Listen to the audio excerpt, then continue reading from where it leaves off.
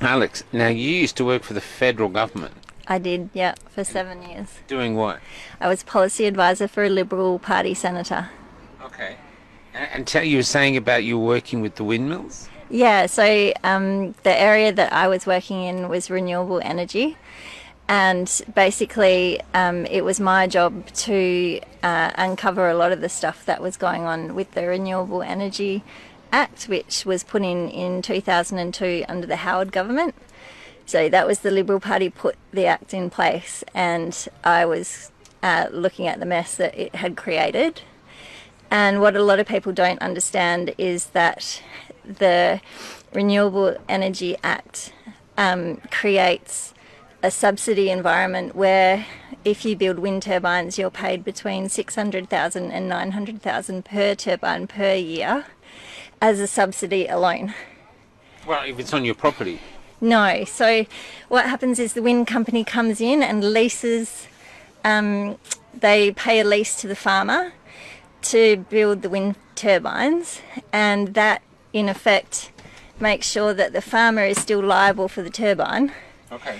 And they pay a lease of $12,000 a year usually, and the company gets paid between 600 and 900,000 per turbine per year.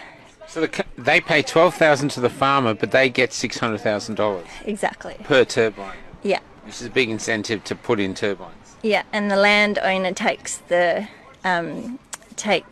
liability for the turbine. So he gets $12,000 a year, but if anything happens to it, he's got to fix it, or she's got to fix it. Yeah, when they catch on fire, Yeah. they're responsible for their neighbours' properties going up in smoke. That kind of thing. Wow. Yeah. Wow. And effectively that money, the subsidy that's getting paid to the wind farms, is reaming $40 billion a year out of the Australian economy. And it's paid by everyone, every pensioner, householder, schools, hospitals, everyone. It's not just out of your tax, it comes out of your power bill. Is this why power bills are going up? Yeah. That's why power So our bills. power bills are going up to pay for wind turbines that don't work. Exactly. And why don't they work? So they don't work because, for a start, they draw power off the grid, so they have to have coal-fired power in order to turn. They're not windmills, they're turbines. And essentially... Sorry, what do you mean? The power to turn. So when we see them turning, that's not the wind, that's the power generator turning. Essentially, they have to draw power off the grid, so they have to draw coal-fired power off the grid in order to turn.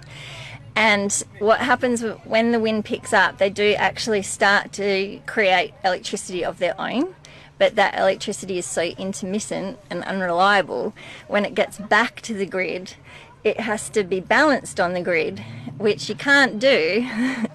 And like with your coal-fired power station, you can't ramp your coal-fired power stations up and down.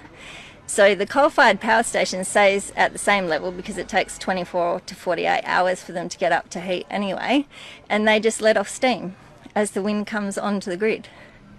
So there's absolutely nothing about them that works apart from reaming that amount of money out of the Australian economy, and it's going offshore. That money's going offshore.